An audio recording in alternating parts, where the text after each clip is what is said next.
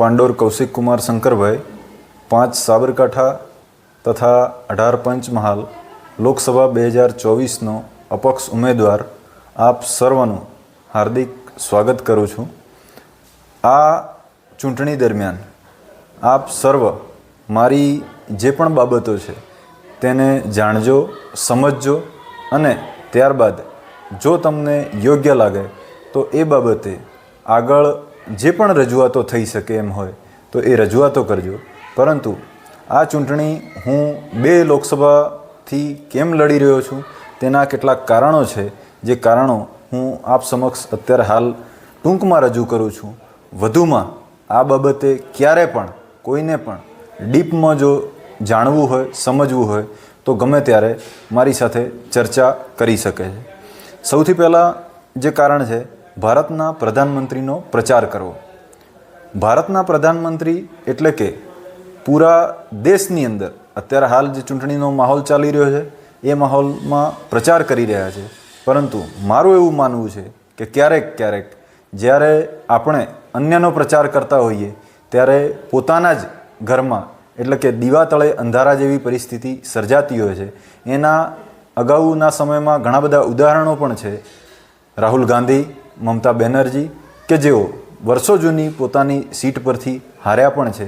તો આ બાબત પ્રધાનમંત્રી માટે ન થાય તે માટે હું મારી 2 લોકસભા સીટ પરથી જે પણ એવા સક્ષમ વ્યક્તિઓ છે તેમને વિનંતી કરવા માગું છું કે આપ ઘરમાં બેસીને કે વારાણસી જઈને પ્રધાનમંત્રીનો પ્રચાર કરો।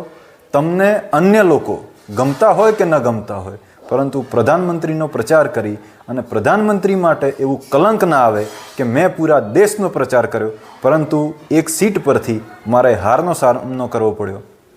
તો આ બાબતની મને ગંભીરતા લાગતા હું ભલે કદાચ મારા પ્રચારમાં આપને એવું જણાય કે આમને વોટ નથી આપવો તો મને એક પણ વોટ ના આપશો 5 સાબરકાંઠામાં અને 18 પંચમહાલમાં તો હું સ્વીકારી લઈશ। પરંતુ જો થોડી ઘણી પણ આપની પાસે આર્થિક અથવા અન્ય જો સગવડ હોય તો મારી વિનંતી છે કે જ્યારે પણ વારાણસીની ચૂંટણી આવે ત્યારે રૂબરૂ જઈ શકો અથવા ફોન પર કરી શકો તો એમનો પ્રચાર કરજો।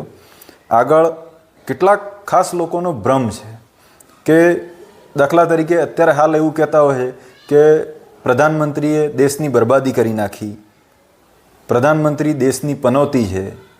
ક્યારેક રાહુલ ગાંધી માટે એવું થતું હોય છે કે રાહુલ ગાંધી પપ્પુ છે। આવા અનેક મુદ્દાઓ છે કે જેને હું સાબિત કરી શકું છું કે બરબાદી એ પ્રધાનમંત્રીએ નહીં પણ મારા જેવા નાલાયક કે જે કરી શકે છે તેમ હોવા છતાં પણ માત્ર મોબાઈલમાં રચ્યા પચ્યા રહેવાનું, લોકોની ટીકા ટિપ્પણીઓ કરવાની, તો એવી જેની આદતો છે એવા ભારતના 10 કરોડ લોકોના લીધે દેશ બરબાદ થઈ રહ્યો છે। પનોતી તો પનોતી પ્રધાનમંત્રી નથી, પનોતી મારા જેવા 10 કરોડ લોકો છે। પપ્પુ એ રાહુલ ગાંધી નથી, પપ્પુ મારા જેવા 10 કરોડ લોકો છે। અને જ્યારે એ સ્વીકારી લેશે તો આ દેશમાં જે હાલની પરિસ્થિતિ છે એના કરતાં પણ સારામાં સારી પરિસ્થિતિ આવી શકે એમ છે। ત્યારબાદ મારી વિનંતી છે કે મારી જે અત્યારે હાલ 5 સાબરકાંઠા અને 18 પંચમહાલની જે જનતા છે એમને અપીલ કરવા માગું છું કે જે રીતે નર્મદાજી દુબઈ જઈ શકતી હોય તો એ રીતે ગંગાજીને હરિદ્વારથી ગુજરાતમાં લાવવાની એક ઈચ્છા છે। પાઇપલાઇનથી આવે, કેનાલથી આવે કે કોઈ પણ હિસાબે આવે પણ ગંગાજી ગુજરાતમાં આવે, જેથી કરીને ગુજરાતની જે પણ વૃદ્ધ જનતા છે એ વૃદ્ધ જનતા હરિદ્વાર સુધી ન જઈ શકે તો ગુજરાતમાં પણ ગંગાનું સ્નાન કરી શકે, એ એક બાબત છે। ત્યારબાદ મેકોલેની જે શિક્ષણ નીતિ હતી એ મેકોલેની શિક્ષણ નીતિને હું બદલવા માગું છું અને એમાં એક નાનકડો પ્રોજેક્ટ તૈયાર કર્યો છે જેનું નામ વડબીજ આપેલું છે। વડબીજમાં એવું છે કે ધોરણ 3થી 12ના બાળકોને એક વિષય એમની પસંદગીનો આપવાનો કે જેથી કરીને બાળક પોતાની પસંદગીના વિષયની આઝાદી મેળવી અન્ય વિષયોમાં પણ વધુમાં વધુ કામગીરી કરી શકે। ત્યારબાદ મેં એવું નક્કી કર્યું છે કે જો કદાચ સરકાર તરફથી થોડી ઘણી સહાયના રૂપે એટલે કે વીમો અને પાર્સિંગ ટેક્સ જે પણ ગણવામાં આવતો હોય એ થોડો ઘણો જો સરકાર રાહત આપતી હોય તો હું મારા 5 સાબરકાંઠા અને 18 પંચમહાલના ધોરણ 3થી 12માં ભણતા તમામ બાળકો માટે કે જેઓ જિલ્લામાં પ્રથમ આવે તેમને રોલ્સ રોય કારમાં બેસાડી અને ગોધરાથી ગબ્બર સુધીની મુસાફરી કરાવવા માગું છું ₹1ની અંદર, કે જેથી કરીને અન્ય બાળકોને પ્રેરણા મળે કે જે બાળકો જિલ્લામાં પ્રથમ આવ્યા એ બાળકોને અમીરમાં અમીર લોકો પણ જે ગાડીમાં બેસવાનું સપનું નથી જોઈ શકતા એ ગાડીમાં ગરીબમાં ગરીબ બાળકોને પણ બેસવાનો મોકો મળ્યો છે, જેના કારણે શિક્ષણ અને શિક્ષણની ગુણવત્તા સારામાં સારી બને એ બાબતનો એક પ્રયાસ કરી રહ્યો છું. બીજું કે અત્યારે હાલની તારીખમાં તમામ સમાજમાં દારૂ, દોરા, ડીજે, ડંકો અને દીકુ આ એક એવી બીમારી છે કે જેના કારણે અસંખ્ય યુવાધન બરબાદ થઈ રહ્યું છે. તો આને થોડી દૂર કરી અને પોતાની અને પોતાના સમાજની થોડી ઘણી ચિંતા કરી અને એને આગળ લાવવા માટે પ્રયાસ કરવો. ઉદાહરણ તરીકે અત્યારે હાલ ભારતમાં જૈન સમાજ અને શીખ સમાજ એ બે જ એવા સમાજ છે કે જેમાં એક પણ ભિખારી કે જે માંગીને ખાતો હોય એવી વ્યક્તિ નથી. તો અન્ય સમાજોએ પણ આ બંને સમાજ જોડેથી શીખવું જોઈએ.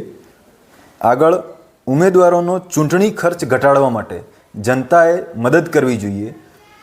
જનતાએ મદદ એ રીતે કરવી જોઈએ કે તમે જેટલો ઉમેદવારને વધુમાં વધુ ખર્ચ કરાવશો, ઉમેદવાર પણ એના કરતાં 10 ગણો ખર્ચ તમારી પાસેથી વસૂલ કરશે. માટે ખર્ચને ઘટાડવા માટે એને સીધી રીતે યા આડકતરી રીતે મદદ કરશો.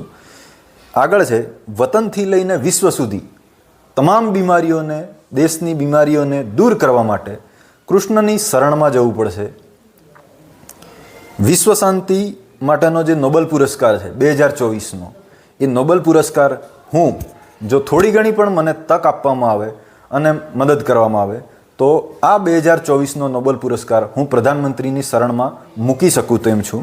અને છેલ્લે અત્યારે હાલ જે પણ આપણા વિત્તમંત્રી નિર્મલા સીતારમણજીએ જે નિવેદન આપ્યું હતું કે અત્યારે હાલની તારીખમાં આપણો રૂપિયો એ ગગડતો નથી પણ ડોલર મજબૂત થાય છે, એ જ નિવેદનને હું જો 1 વર્ષના સમયમાં મને જો તક મળે તો 1 જ વર્ષના સમયમાં અમેરિકાની સંસદમાં ત્યાંના સાંસદ જોડે એ જ નિવેદન હું બોલાવી શકું તેમ છું કે અત્યારે હાલ ડોલર ગગડતો નથી પણ રૂપિયાની કિંમત વધી રહી છે. તો આ જે મારા મુદ્દા હતા, આ મુદ્દા બાબતે ક્યારે પણ કોઈને પણ કોઈ પણ જાતની શંકા હોય અથવા તો કોઈ પ્રશ્ન હોય તો ગમે ત્યારે કોઈ પણ ન્યૂઝ ચેનલ હોય, પેપર હોય યા કોઈ વ્યક્તિ હોય તો એ માટે હું ચર્ચા કરવા માટે તૈયાર છું. અને અંતમાં ફરીથી આપ સર્વને હું વિનંતી કરું કે 5 સાબરકાંઠા અને 18 પંચમહાલમાં મને એક પણ મત ના આપશો તો મને કોઈ જ દુઃખ ન થશે, પરંતુ મારા જે પણ મુદ્દા છે એ મુદ્દાને આપ શાંતિથી સમજજો અને પ્રધાનમંત્રીશ્રીને અથવા અન્ય કોઈ પણ વ્યક્તિને તમને જે યોગ્ય લાગે તેને આ બાબતે રજૂઆત કરજો. અને આ બાબતે ક્યારે પણ કંઈ પણ કામગીરી કરવી હશે તો હું એ બાબતે તૈયાર છું. જય હિન્દ.